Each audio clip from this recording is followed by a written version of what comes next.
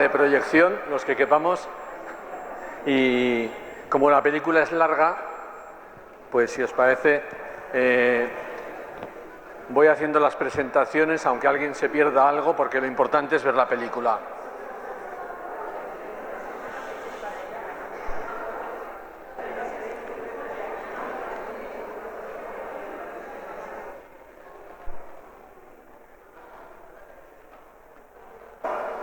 Bueno, como decía, bienvenidos al cine.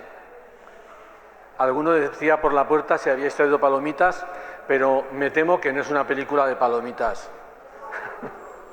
Entonces, voy a hacer una breve presentación en tres ámbitos: la película, el contexto de la película y luego el contexto de lo que estamos aquí tratando. De la película, ¿qué os puedo decir? Que es una película del año 2001, se titula En tierra de nadie, está hecha por un director que se llama Dani Stanovic y refleja de alguna manera la guerra que hubo en Bosnia, el conflicto que hubo entre los serbios, croatas, bosnios, entre 1991 y 1995.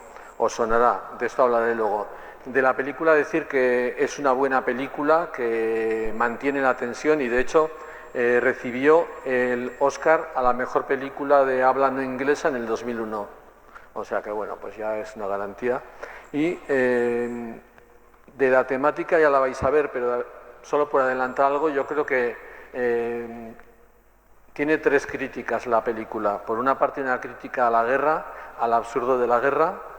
Por otra parte, una crítica a eso que llamamos comunidad internacional, que antes llamaban las superpotencias y que en la guerra de los Balcanes, de la ex Yugoslavia, pues tuvo mucho que ver por acción o por omisión, y una crítica también a los medios de comunicación, que son una parte de las guerras que, bueno, pues es importante y que ahí se ve el papel que juegan.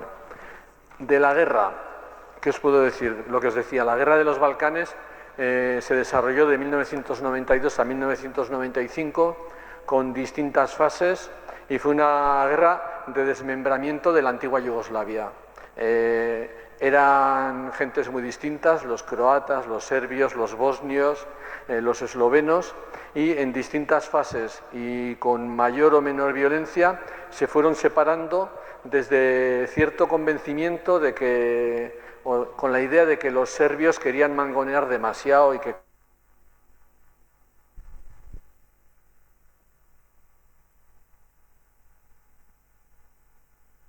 la voz y la...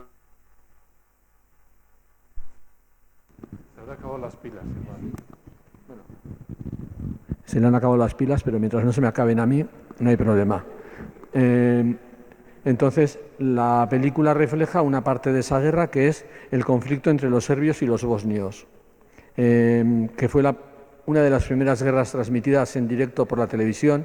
Recordaréis que vimos los bombardeos, que vimos Srebrenica, vimos imágenes de las matanzas, y lo que os decía, también fue abordada con un cierto simplismo de que los serbios eran los malos y el resto eran las víctimas, tanto los croatas como los bosnios. Y bueno, pues como la película también refleja, los malos y los buenos no son blanco y negro, sino que hay muchos tonos. Y voy a acabar sobre la situación que refleja la película histórica con una frase de Manu Leguineche, un periodista que escribía libros sobre estos temas y que dijo que en la guerra de los Balcanes había 6 repúblicas, 6 naciones, 4 idiomas diferentes, 3 religiones, islamistas, cristianos y protestantes, ortodoxos, 2 alfabetos, el cirílico y el latino, y un solo deseo: la independencia de esas 6 naciones. Es decir, que era un lío bastante grande. Bueno,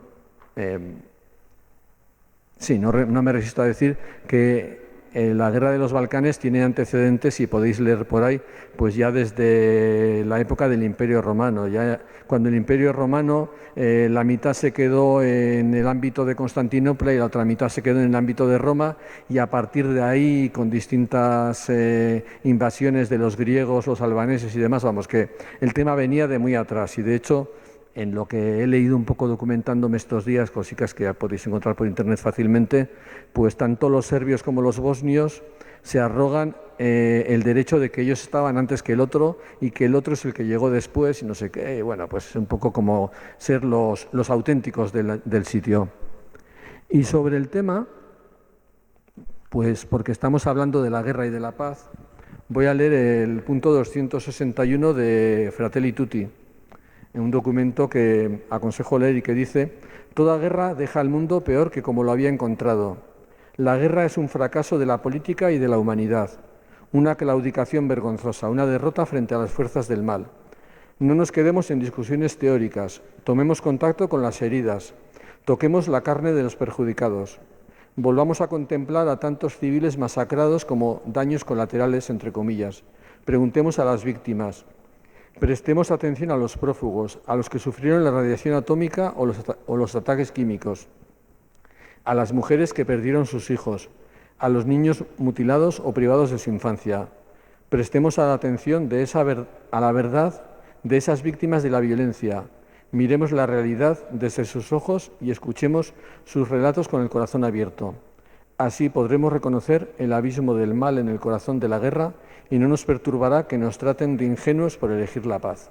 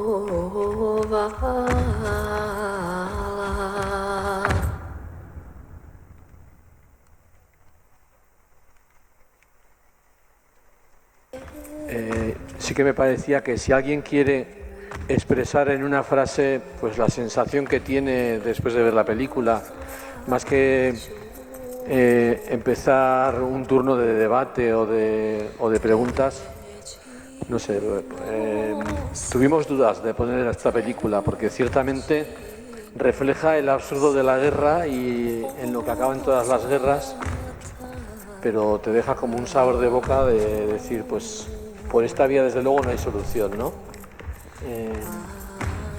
Lo que os decía, si alguien quiere expresar, pues no sé, la sensación, una conclusión, un dato que se le haya quedado, habría tantas cosas que se pueden comentar.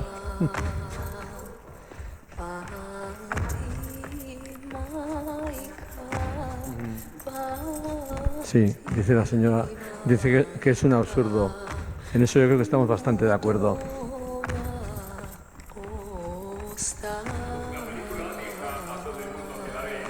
Muy sensible para situaciones irreversibles.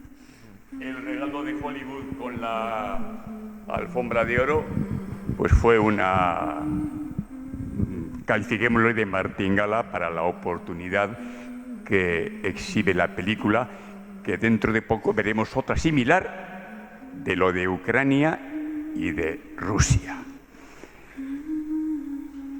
Y la sensibilidad que nos recoge el alma, que flagela las noticias, yo creo que, salvo las de aquí, que son televisiones localísimas, por no decir un adjetivo más lamentable, todas las televisiones han llevado a Ucrania a su corresponsal informativo para informar de primera línea de lo que está pasando allá, como hemos visto aquí. No se ha resuelto nada porque hay tal cúmulo de intereses. Me lo han cedido y para no hacer el viaje en balde. No se ha resuelto nada después de habernos ofrecido todo el panorama de intereses, de simpatías, de gastos, de sacrificios que tiene tanto la población local como... Bueno, pues trataremos de matar. Y no se ha llevado a efecto la gran colecta mundial para apoyar la factura de la guerra, que alguien la tiene que pagar. En esta parroquia existe la buena costumbre, parroquia donde por cierto jamás vino un obispo, existe la buena costumbre de informar cuando hay colectas extraordinarias del montante que se recoge. ¿Hay algún miembro de esta sala que haya sabido alguna vez los presupuestos que tienen las ONGs que se dedican a menesteres tan plausibles como incógnitos en su definitivo sentido? Pues son todo cosas que la guerra y la sensibilidad no van muchas veces de la mano, aunque lamentemos todo el tinglado que aquí se ha ofrecido.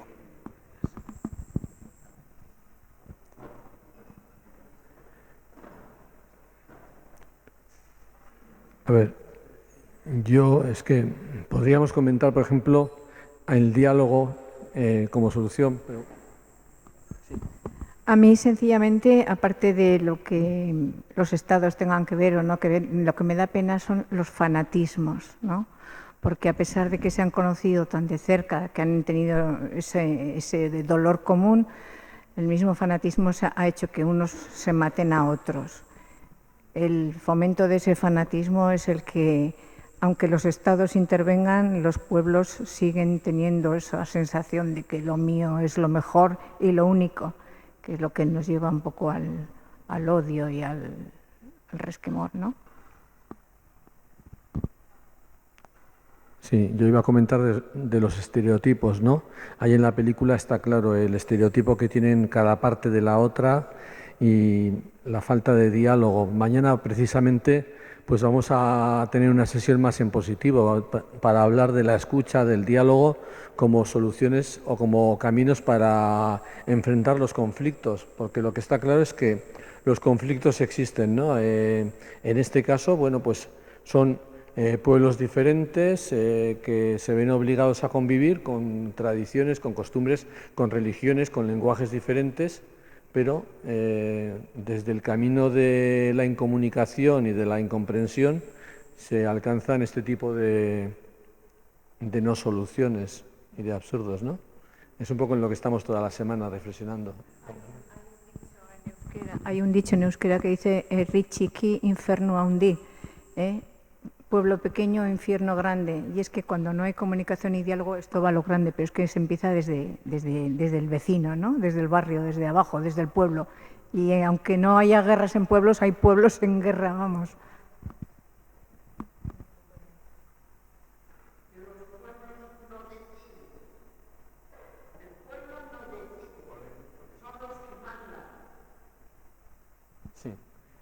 Si no te importa para que El pueblo en sí no decide, sino son los políticos que mandan.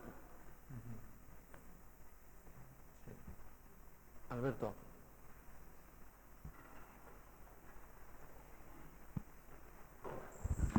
Yo para mí quería resaltar dos cosas. Por una parte, que durante la película uno parece como que se va ilusionando con el que parece que se pueden entender y sin embargo el desenlace final es fatal.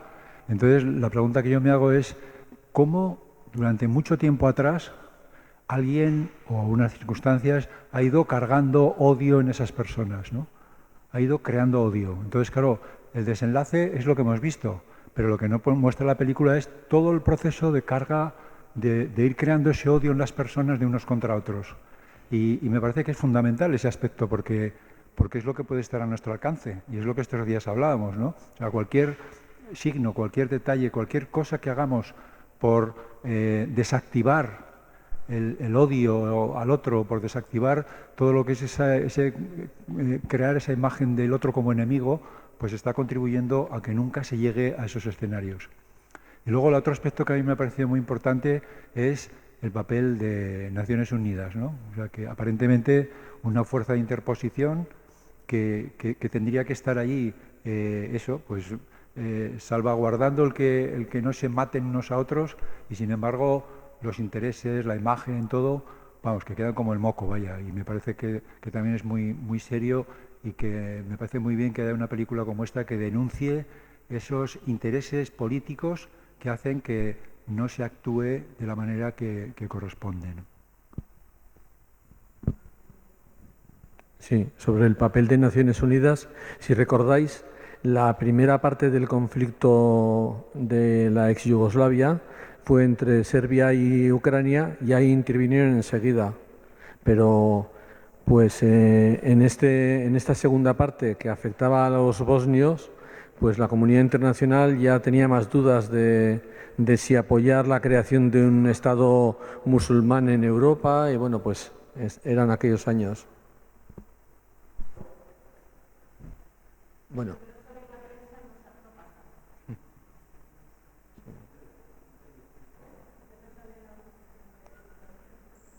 Oye, pues yo creo que tampoco vamos a forzar más la situación. Eso sí, invitaros a mañana venir a la interesante, creemos, charla de Íñigo Retolaza sobre la escucha y el diálogo como caminos para superar o para vivir en los conflictos, ¿no? Para poder seguir viviendo con los conflictos. Muchas gracias.